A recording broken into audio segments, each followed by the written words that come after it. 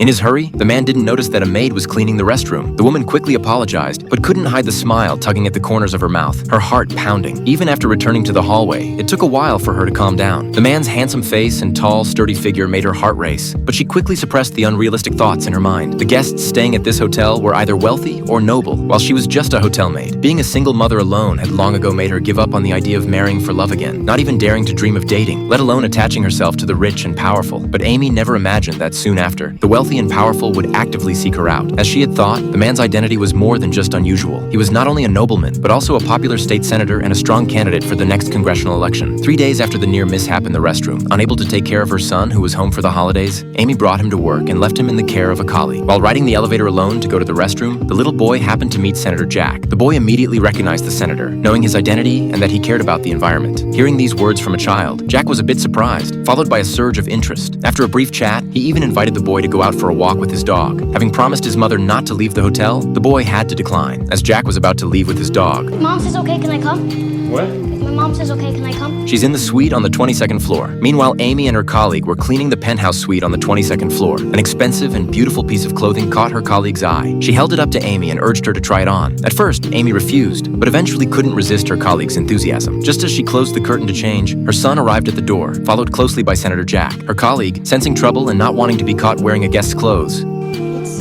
for you, ma'am. What are you talking about? Amy was stunned the moment she came out. Jack asked if he could take her son to walk the dog. Amy suddenly realized that he was the guest who had barged into the restroom that day. But since she had left with her head down, Jack didn't recognize her as the maid from that day. With the designer clothes she was wearing and her colleague addressing her as madam, a misunderstanding had inadvertently arisen.